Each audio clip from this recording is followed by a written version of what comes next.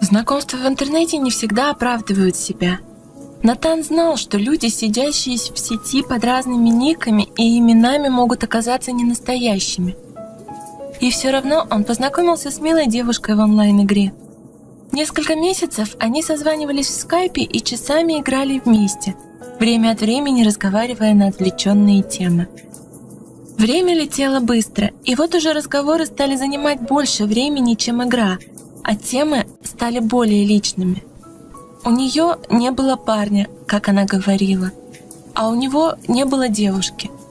И однажды Рита призналась, что она влюблена в Натана. Он давно уже ощущал влюбленность, но боялся признаться даже самому себе, а тут вдруг не смог больше сдерживаться. «И я тебя люблю», — ответил он. Виртуальная любовь начала напоминать пытку, потому что хотелось прикоснуться к девушке, обнять ее, поцеловать, прогуляться вместе. Вот только расстояние разделяло их немаленькое, почти 5000 километров. Рита не спрашивала, сможет ли Натан приехать, а он не предлагал, пока не понял, что он уже больше не может жить в неопределенности. Он решил для себя, что когда пойдет в отпуск, полетит к ней и встретится, а там будет видно, прекратить этот детский лепет, как называла их отношения его мать, или забрать Риту с собой. Для того, чтобы сделать девушке сюрприз, Натан попросил у нее почтовый адрес, чтобы отправить подарок. Она с радостью написала, и он отправил курьера с букетом. Фотография счастливой девушки с цветами подтвердила, что адрес верный.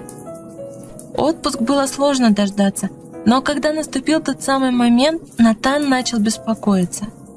Тревога поселилась в груди, однако он пытался давить ее в себе. «К черту все это! Все хорошо будет», — уговаривал себя Натан. Перелет занял более 10 часов. Уставший парень остановился в гостинице. Он несколько часов переписывался оттуда с Ритой, а когда убедился, что она дома, поехал туда. В кармане лежал браслет с бриллиантами, на который он копил, во многом отказывая себе несколько месяцев. «Я побежала в тренажерный зал. Спишемся через часика 3», — написала Рита. Сердце стало отбивать учащенный ритм. Натан сидел на скамейке напротив подъезда девушки и смотрел на него.